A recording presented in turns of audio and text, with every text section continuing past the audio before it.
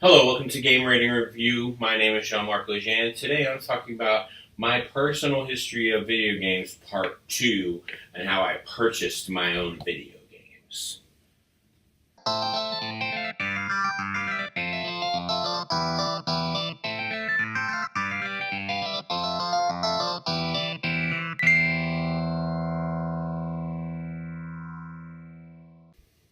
So, I finally was able to get money.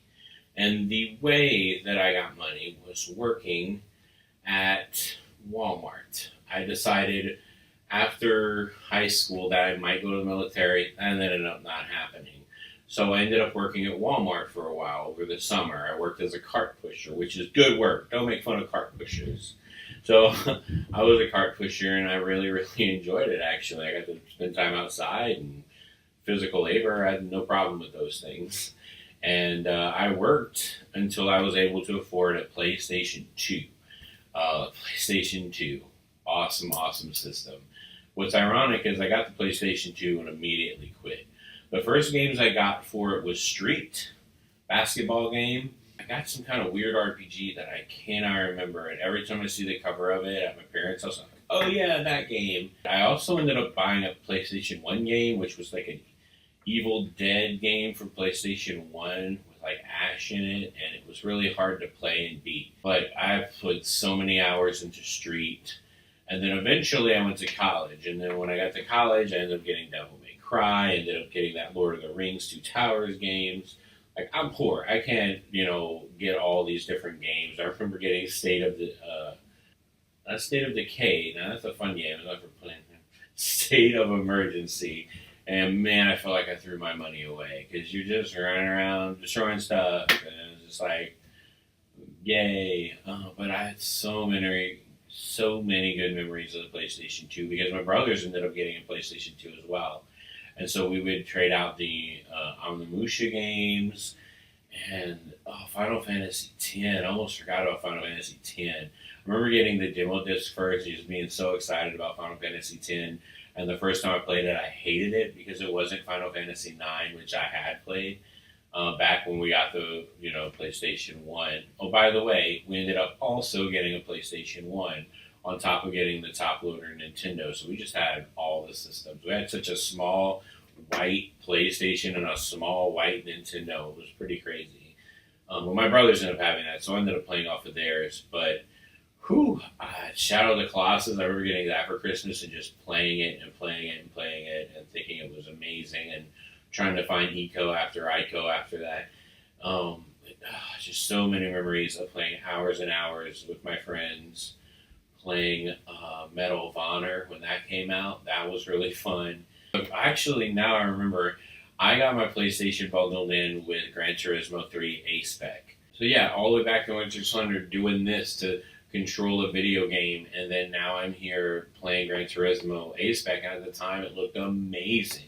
I remember people just blowing their way, and had that Lenny Kravitz song playing while the cars are driving in, and I got really good at drifting. Like, there's this drifting mechanic to A-Spec, and I remember just being really, really good at that, and just sucking at every other kind of driving. But drifting I was able to do perfectly in that game. Then a friend of mine needed to get rid of his GameCube, so he just gave me his GameCube. I bought it for like $100 in a couple of games. GameCube was great. I actually liked the GameCube. It was the fun little system that could, and I'm glad that we invested in it. And I'm also glad that we weren't like favoritists in our family, because we literally couldn't afford to be favoritists about I only like PlayStation. I only like this. And I'm really glad I grew up just knowing that, well, if you can get it, then great. Because, you can't afford every system. So just pick the one you kind of like. Or get both systems later on in their generations, and then just buy a couple of games that are really, really good for them. But I had a lot of fun GameCube memories, too. Playing Smash Brothers, of course, which I just sucked at. Of course, we had Smash Brothers for the Nintendo 64, which I completely forgot about. But then we got the Melee for GameCube, and so many hours into that game. And then playing Four Swords Adventure on the GameCube, That came a little bit later within the GameCube generation, but that was so much fun. We all ended up getting certain Game Boys. I had the SP, and my brothers had their Game Boy Advances, and that was one of the funnest experiences. Being able to hook it all up and have it work, it just blew my mind. And one of my favorite, only played top-down Zeldas, but I ended up enjoying it a lot. And Wind Waker, whew, so many people were down on Wind Waker, but then I remember reading an article about Wind Waker where they were like, yeah, this doesn't have the look and the grittiness that you wanted, from E3, but just look at how it's running in real time and look how beautiful this game is. And after reading that on EGM, I was like, oh, you're right. Like, this is a beautiful game. Why am I being so hard on it? And from that point forward, I was actually looking forward to the game. And when it came out, it did not disappoint. It's one of the best. It's one of the best Zelda games I've ever played. If you never played it, please go out and do that. Then I go to college. Yeah, I said that, but I went out to college, brought my PlayStation 2 with me, and everyone around me in Lafayette, Louisiana, was playing Xbox. And I was like, oh, Xbox. I don't really like Microsoft. They're kind of a company, so I'm not gonna play their gaming system. But I would walk into a room and there were 4 people playing a game, and then I walk into another room and there's 4 people playing the same game, and it intrigued me. So I got into playing Halo pretty hardcore with other people, and it was really, really fun. And I played it and played it and played it.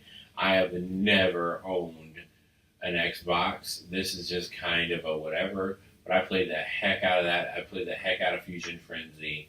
And I even played Doom 3 whenever my very close friend got an original Xbox. So my next system didn't come in until the Xbox 360's second iteration. Not that first one that had the red ring of death. My friend had that. His broke like twice, and he had to return it and got it back, and that's fine. But I was like, I wanted to get one, but the red ring of death. But then when the second iteration came out, the one that I currently have and still play to this day, that finally came in, and I was like, awesome. So I got that, and I remember my very first experience with the Xbox 360. I was at my sister's house, and her husband had surround sound, and he had this game called Call of Duty Modern Warfare. So I turn it on, I'm playing the main game, and I'm like, okay, I'm not going to be able to beat the main game. So let me go ahead and play this multiplayer thing that everyone's talking about. So I'm playing the multiplayer, and there's explosions going on behind me and in front of me, and I'm literally standing in the middle of this living room just playing Modern Warfare and freaking out. And my young, agile little hands were so good at it at the time. I was crawling around and stabbing people and shooting them as they ran by. And I got so many good level, and I couldn't believe that you're leveling up while playing an online game. It was so much fun. I spent a whole day standing in my sister's living room. She was gone for some reason. I don't remember why. But I just remember playing it. And I was like, I have to own a 360, and I have to get this Modern Warfare game because it was so much fun. So I did not get a 360 until Modern Warfare 2 came out. Thank God, because I played the heck out of that game. I played it so much. I played Modern Warfare 2, and then I eventually got Rock Band and played that. Also back to my PlayStation 2, yeah, I did own Guitar Hero and Guitar Hero 2. And back to the GameCube, we actually owned Donkey Konga, which is the original peripheral playing instrument game. Donkey Konga is awesome. If you haven't tried it, you should at least go find some Let's Play videos of it, because that was extremely fun. So, fast forward back. So, I have the 360, and I'm like, yeah, alright. I think I didn't have any Final Fantasies for the 360 for a long time. So let me look at my collection here. I can't believe I still own that Modern Warfare 2. Not only did I play Modern Warfare 2, I also played Oblivion. I was like, this is the only game I need to own, is Oblivion. I'm just realizing both my Oblivion and my Skyrim games are not here.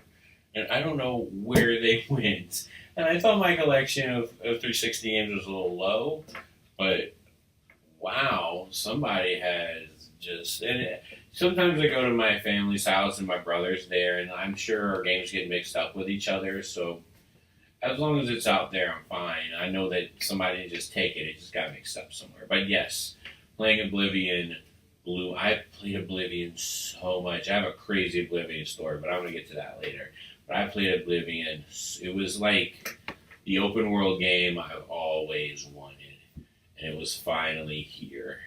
So finally, I went to Best Buy and realized that you can take out a Best Buy card, and I really wanted a high def TV and I wanted a plasma TV because I wanted that 1080p with really fast frame rate. So I got a PlayStation 3 and I got a plasma TV at the same time, and I got the slim PlayStation 3 and I hooked it up, and then right when that came out, Halo Reach came out.